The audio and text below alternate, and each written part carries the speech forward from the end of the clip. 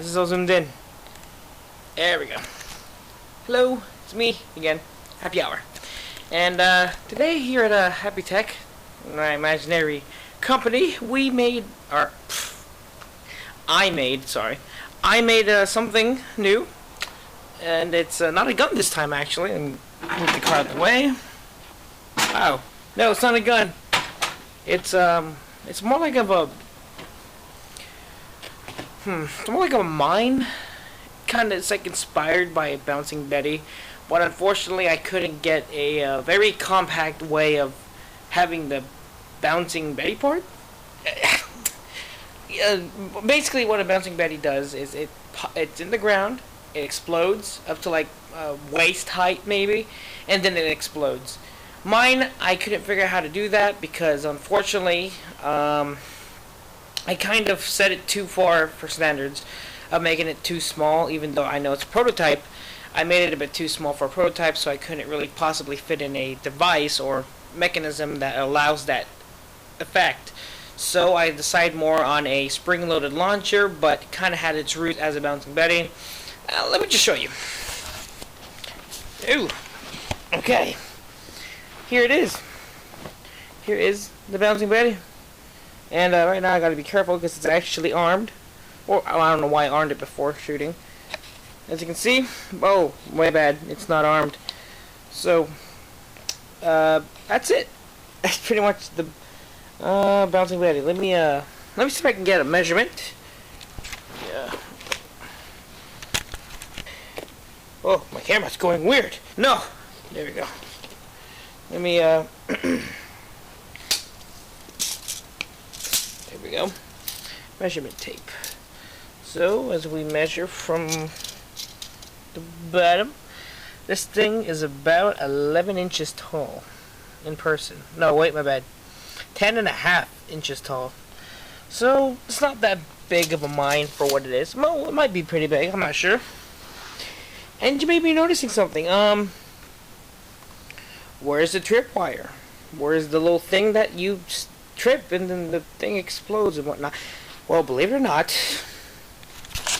it's a remote detonated mine. Yes.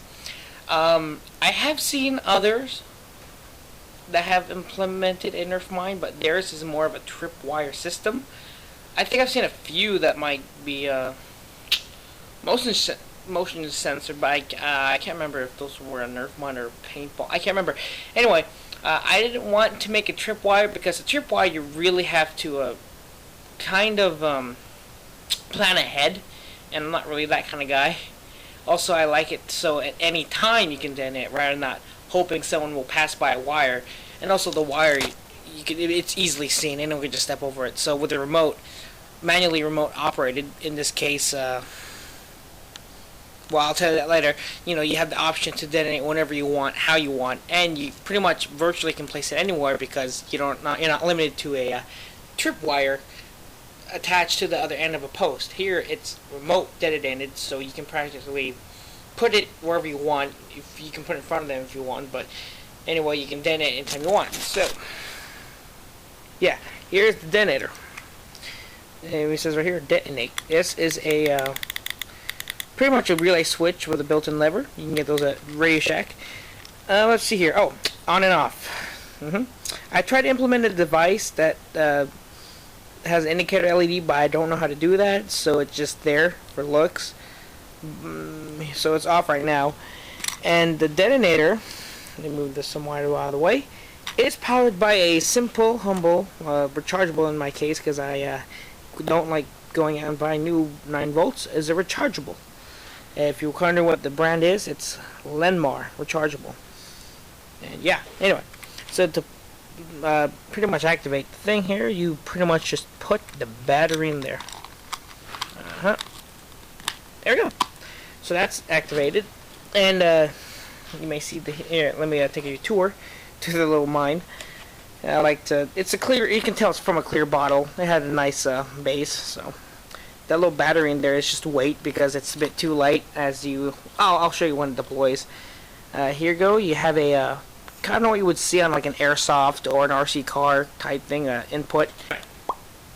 Oh yeah. yeah, here you go. This is on a hinge, and this is on a hinge, homemade, pre-made hinge from an RC car thing. Was it X mods? Yeah. I think I may have broken one of the last X mods on the world. Maybe. As you can see here, it says caution, and caution, smiley face, and surprise. As you can see, I don't have paint, obviously, so I use Sharpie. And this way up, because that's the way the thing, in theory, shoots darts. So you can see there's my label, Happy-Tec, foam. I'm not sure you can see it. Nope. Okay. Foam dart mine. I say foam dart because it's intended for multiple darts made out of foam. However, the only foam darts I have are Nerf, so I guess theoretically speaking, this is a Nerf mine and not a. Well, I guess we can just call it a Nerf mine for now because that's all I've got to work with. And I don't have any other Nerf darts or foam darts like Buzzbee or Air-Tec or something. I can't remember. But yeah, so right now we'll just call this a Nerf mine, just for for convenience. So, man, I wish I had a first-person camera, but so let's pretend you're about your Nerf war or dart battle. You're like, oh, let's plant the mine. Chink. I was like, and then you pull. See this pin right here? You pull it to activate it. If I can get the pin, there we go. Oh man, I wish I had. It'll be fast. There we go. The pin is what keeps it closed. And here, now it is armed. I have the little caution thing here. So beforehand, I didn't do it beforehand. I want to show you how it's done. You load this with a few darts. Earlier models, you could only load probably about 6 or 7 darts. But now, since this one is a bit more compact, I kind of made a mistake of doing that. Now you can only hold about 3 or 4. In hindsight, it might be a bad idea, but it also kind of helps with the spring because I'll show you the spring later. I detonate it. The spring is pretty weak, so the less darts is better, but also you have less spread. But the more darts is better, but it has more weight, so there's less height, but there's more spread. So you kind of have to have a payoff between less darts and more velocity between more darts, less velocity but more spread, and So anyway, let's load it up. The problem I kind of run into with any darts like these is that they're weighted near the bottom, so it's really hard to load. I mean, you can load it normally, but then when you want to crisscross it, that's where things get pretty. Yeah, see, it's weighted, so I can't really do that. So I actually have to do it like that for loading it, and then oh dear, I didn't think of this ahead. See if I can. I'm gonna put the camera right here. Come on, camera, work with me. We're gonna have a problem. Like half the videos. Oh, there you go. So to load it. Put it down.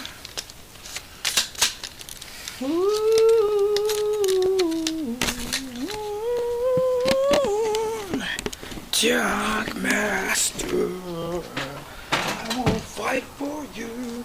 Alright. Just singing. Here we go. Here we go.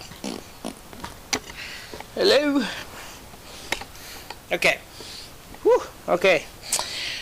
Major setback here, but okay. So next thing what you do is you put the top cap first. And then you put the little arm here. And what you basically do is you look for these holes that are pre-made. You stick the pin into the holes, as so. Woo! There we go. And there you go. It's armed, theoretically speaking. Now, you're probably wondering, what now? Well, all that's left to do is to pretty much look at the spread of the thing, if there's any, and let's hope it works. This is a prototype, so don't expect anything fancy. It's homemade. What do you expect? So let's put the detonator. Oh, hold up. Make sure this thing's on safety. It is. And yeah, let's plug it in here without doing anything I might regret, like accidentally setting it off. What are you doing, camera? Stop. Alright, so it's plugged in. We're gonna go here.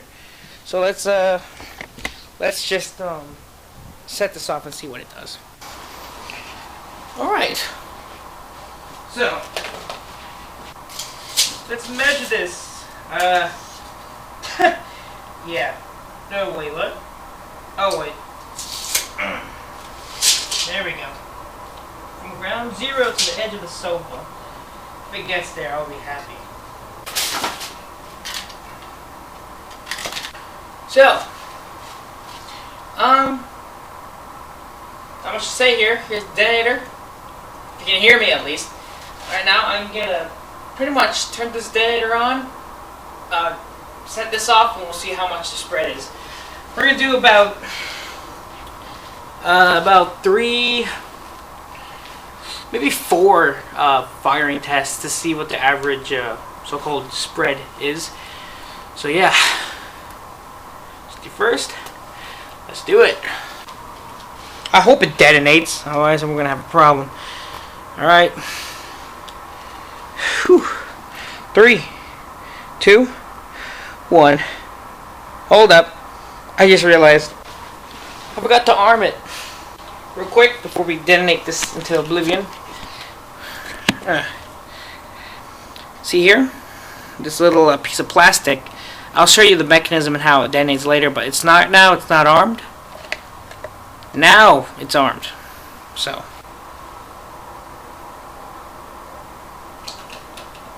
Let's do it again. 3, 2, 1. Please detonate. Oh, come on. We're gonna have a problem.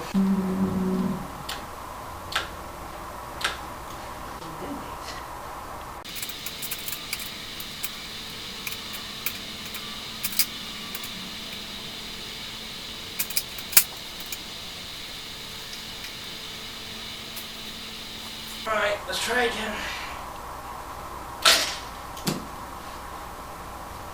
There we go. So, apparently all the darts want to move in this direction. Interesting. So, here's the furthest dart, and that's gone about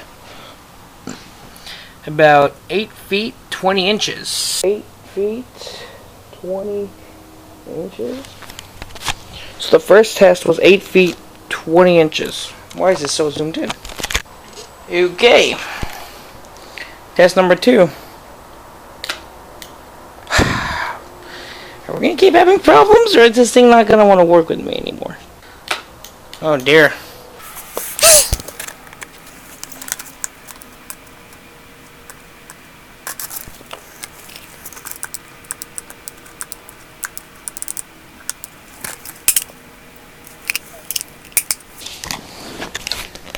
I think I know why it's not working as often, because this battery is weak.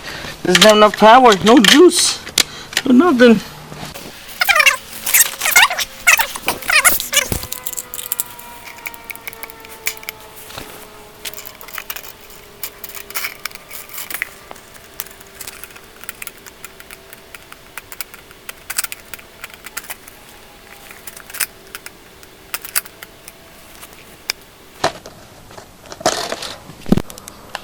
Hurry up and charge.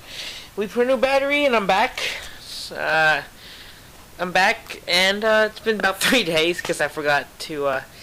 Well, my dad needed the camera back, so I couldn't record. Now I'm back, so let's get started.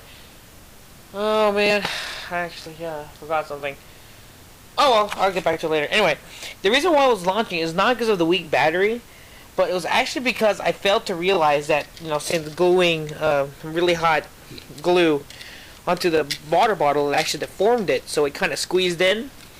And the little platter here where you put the darts, the way it's designed, it's supposed to have that's going on the first try. It's supposed to be very loose here, because the way the mechanism works is that when it hits this, as you can see here, when it hits that, it'll knock it out of the way, and there should be space, so when it hits it, it'll fly up. What was happening was that this was so big inside of the bottle, when I would activate the little lever here, let me see, when I would do that, there wouldn't be enough space for this little catch right here to move out of the slot and launch. So it wasn't actually a weak battery. So, something new, I guess. So anyway, let's go back to testing. Okay, so, I can't see, what am I recording? Hello. So, we're back with the Nerf mine, a little bit modified so it shoots, hopefully, more reliable. And, I'm not sure if I showed you the detonator, but here's on and off. Right now it's on, so that's why my finger is nowhere near the trigger. So, yeah, let's just hope it works. Hey, it works! Sweet. Oh, I gotta take the camera off the mount. You know what? I think from now on I'm just gonna hold it so I don't have to keep doing this. So, the furthest it was able to go this time was about 6 inches. First one was about 8 inches. So, let me, we're gonna write this all down. So, I think so, the first trial was about 8 inches. Okay, 8 inches. Second trial, what was it? 7 inches. 7 inches. Woo, what's going on? Camera. Okay. Here is, there we go. Let's see how far this one went. Misfired, but good thing it was recording. So, now we got a problem. I'll put it so I assume to go this side. So the furthest one, oh, let me roll that out of the way. This is not part of that. So the furthest one was about here.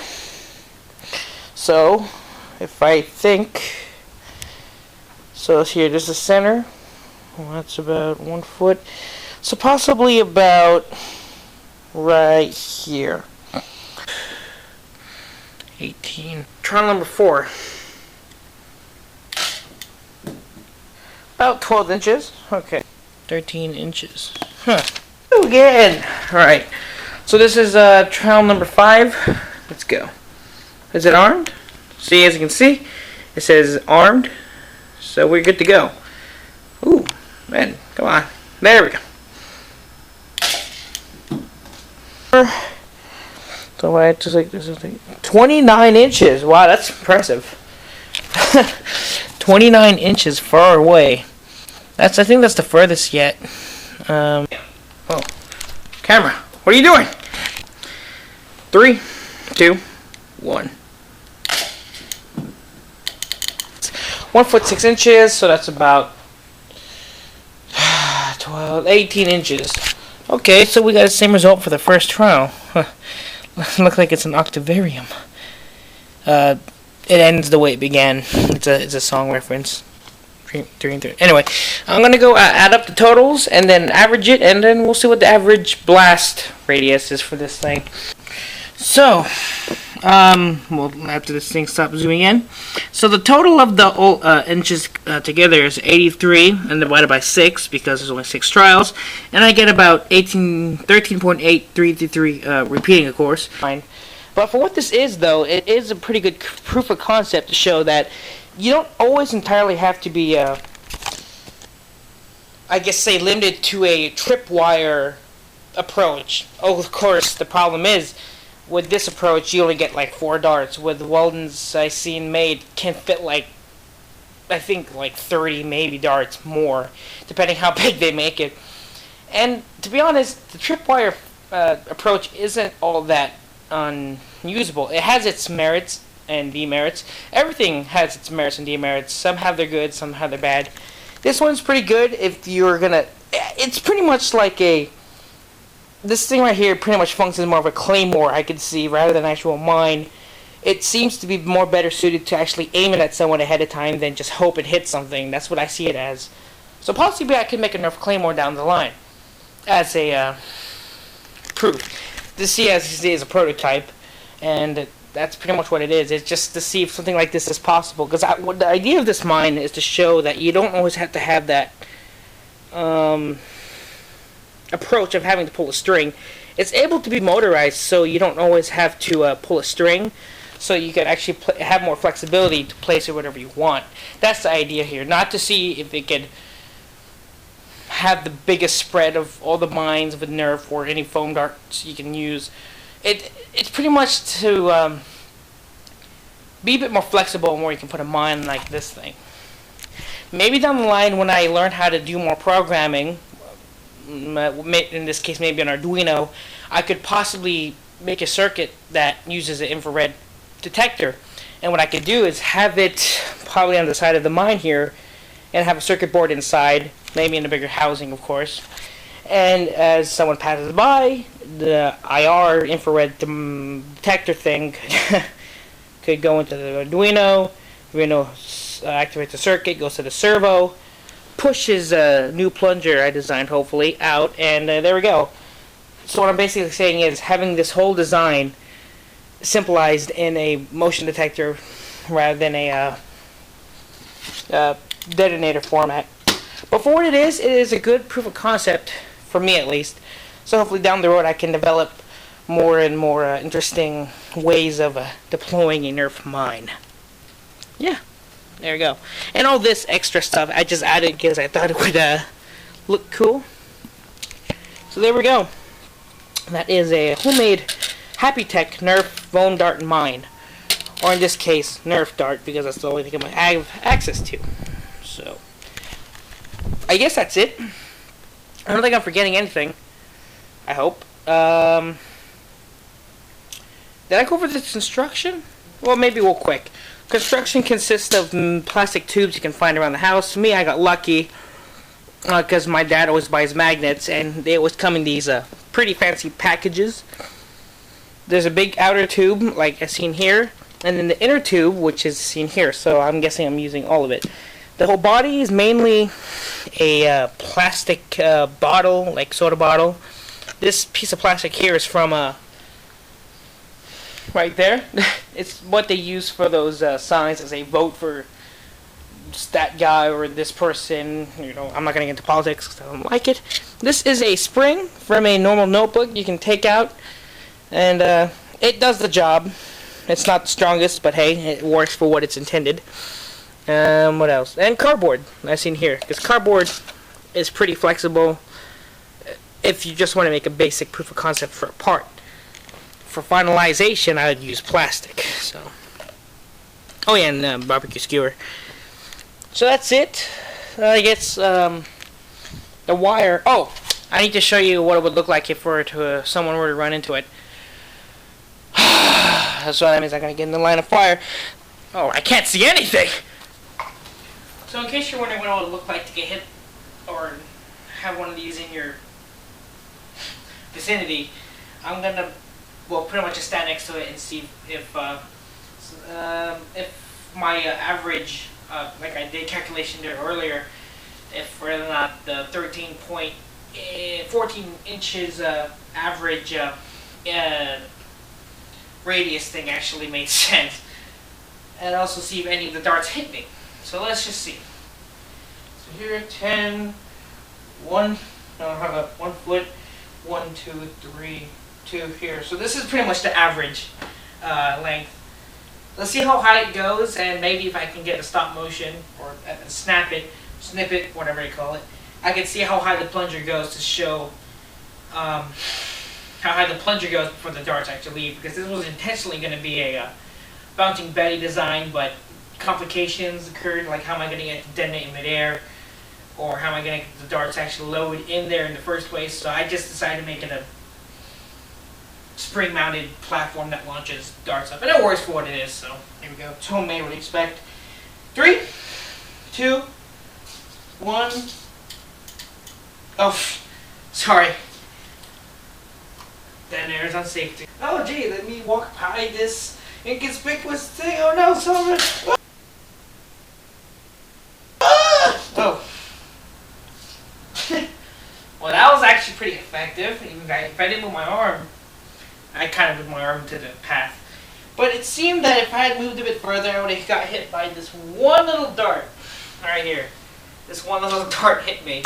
Would have if I had to keep moving forward. But ironically, the plunger that launches the darts hit me better than the darts did. Like I said, this thing is proof of concept, not an actual, mine. So it's just to see if something like this was feasible. So I guess that's it. My name is Happy Hour, and yeah, this is Happy-Tec, and I'm as you can see, I'm signing off, I guess. And as always, be chill.